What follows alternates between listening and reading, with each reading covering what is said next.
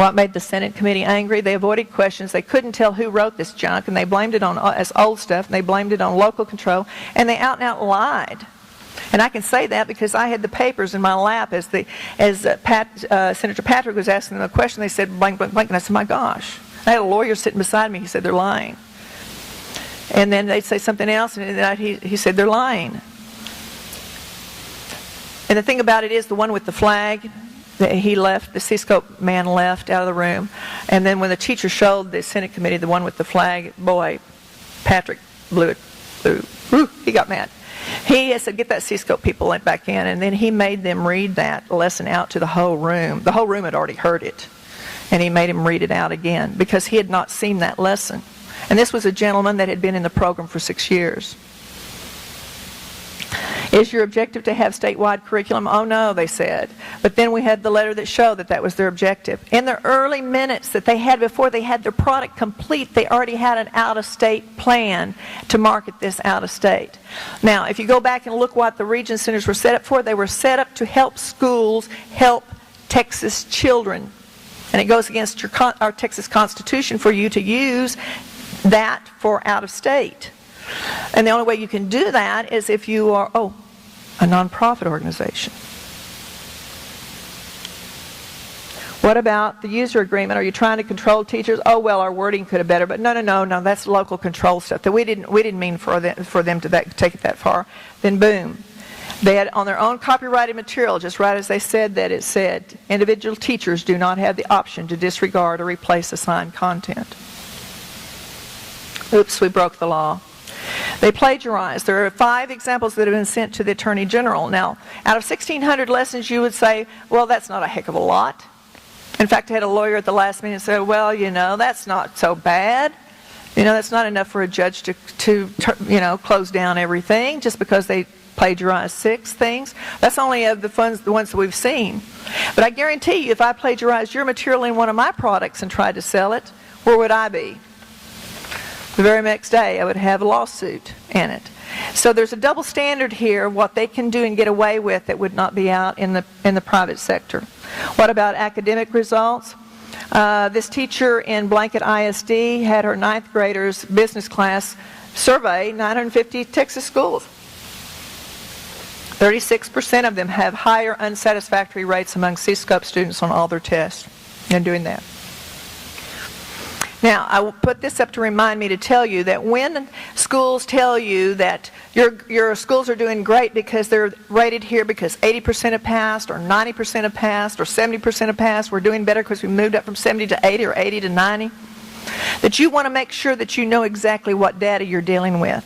Because if you'll look at the CSCOPE results at CSCOPE schools, and you look at geometry at the end of course for 2012, yeah. Okay. 2011, 2012. And they're trying to rate this. So this wasn't something that they were going to hold against them.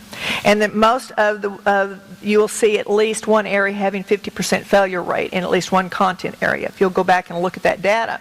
But in geometry, across the state of Texas, heck, almost 100% of all the kids that have been in CSCOPE schools have passed geometry. Must be working. Then you'll look at the raw data. They only have to make 35 to pass. What about the money? I can't read it here. This is for Longview. I was trying to pull up for the whole region, and the region center here did not give us the total. Can you read the amount?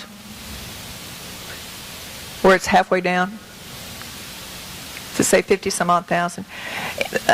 Again, it may save money in certain areas because we don't have to buy those nasty textbooks, but I will tell you this. They have to print out the textbook because they have to print out the material for the kids to read. Well, they were reading a textbook. Now they have to print out material for the kids to read besides the worksheets. So the ink and the paper, to me, I wonder, and the labor, I wonder if you balance that, would we come out with it? Now, in the state of Texas, every parent is supposed to have the right to look at anything the child is taught. That is the law. So now parents are going, now that they found out that some of this stuff is controversial, I want to see all of the lessons in science for 3rd grade. And this was one school in North Texas. I want you to download them all, And so I can look at them. And this is late in the year. This is now, it was, I think, this last month in April, they asked for this. So the superintendent says, okay, come on in. He said, oh, by the way, that'll be $515 to print it off. Another one in another side of the state of Texas, somebody asked for their one lesson, content area, $700 some odd for copies. Now you can come in and look at these lessons if you want to, but to get a copy, you would have to pay that amount to get a copy of it and doing it. Okay, this is something that has just come up recently that the Attorney General is going to be looking into this too. CSCOPE started in 2006. In 2007, they used their trademark that they had on their material on their slides they had. But in 2009, the legislature gave a rider, it was called Rider 42, because we had the new TEKS.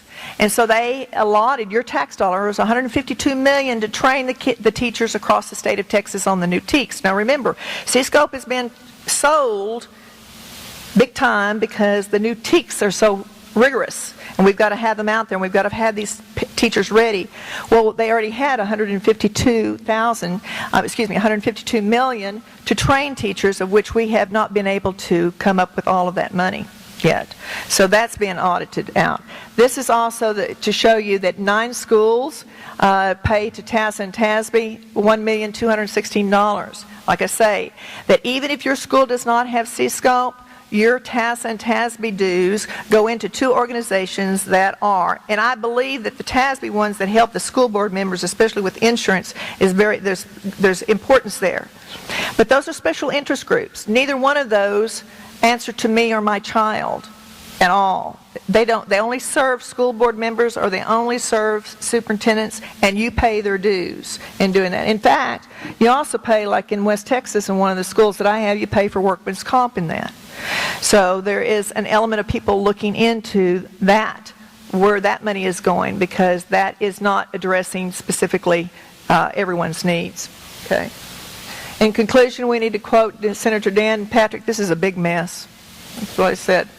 So here's the update. Okay, they passed it through the Senate, out of the House. Now we have to have enough public interest to make it to the calendar. So you just have to call down there and say, I want this voted on. That got me pretty good. What's the next one?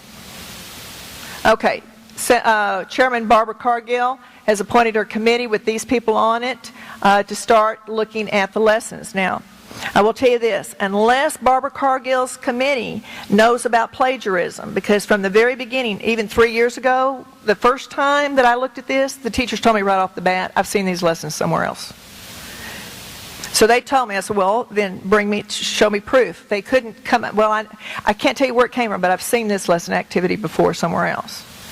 So unless Barbara Cargill's committee can look at plagiarism, unless they will also look at readability tests, and if they're only looking at whether it offends you, your faith, your Americanism, whatever it is, are they going to be able to then come out at the end and say it's okay to put it back in the classroom?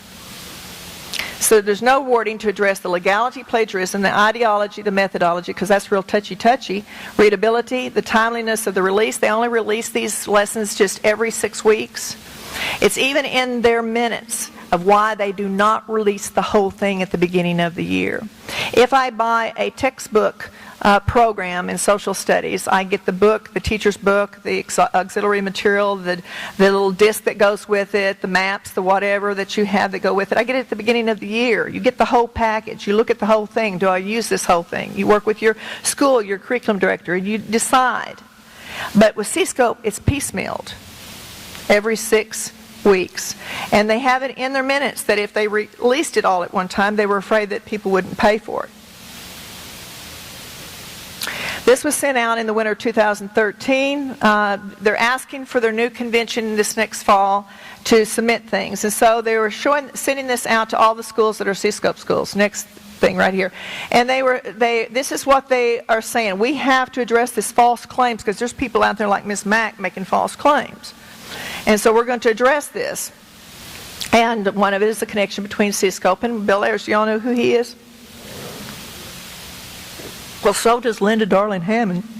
They're both on the same board. He even has a petition online right now to get her to become Secretary of Education and knock out Arnie Duncan. And then other things there that they're going to do. So these things that have come up right here. No, yeah, go one more. Okay, that one right there. I'd never heard of this one. And it surprised me that some of the parents who are also teachers who can get in and look at these tests ahead of time may have an unfair advantage in helping their children. Now you have to understand that these kids are failing these CSCOPE tests. 170 is the new 100. The average for a lot of CSCOPE tests are 50 and 60 in doing it. So now they're accusing the teachers of helping their own children. So their solution that they're going to do now is they're going to have a feature on and off button.